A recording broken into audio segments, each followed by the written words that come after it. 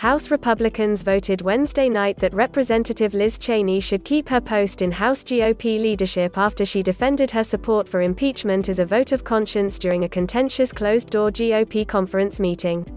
The secret ballot vote took place after some Republicans argued that Cheney should be removed from leadership following her support for impeaching then-President Donald Trump for inciting an insurrection at the Capitol.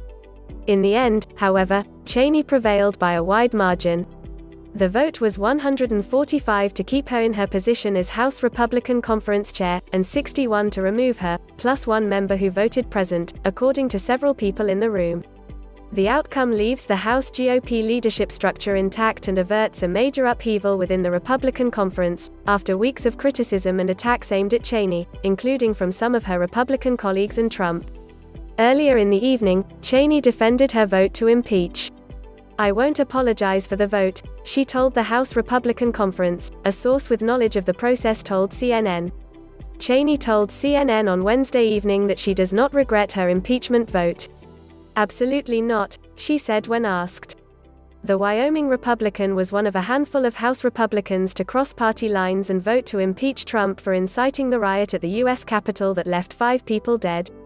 Cheney delivered an 8-minute speech near the beginning of the meeting, 2 people in the room said, offering what was described as a calm yet firm defense of the Constitution. She also told members that she wanted a vote to be called on her leadership status, which was interpreted by some in the room as an act of confidence in her standing with a broader cross-section of Republicans, the majority of which did not air their grievances toward her.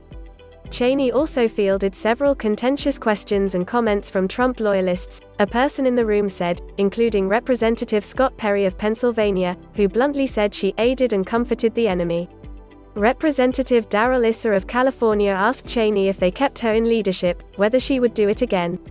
Representative Matt Rosendale of Montana engaged in a fiery exchange with her, a person in the room said, speaking loudly and angrily at Cheney. But the anger was not all aimed at Cheney.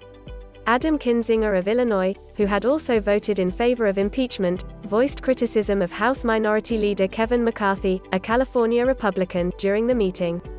Cheney issued a scathing statement ahead of the House impeachment vote condemning Trump's conduct, saying that he summoned this mob, assembled the mob, and lit the flame of this attack, and there has never been a greater betrayal by a President of the United States of his office and his oath to the Constitution.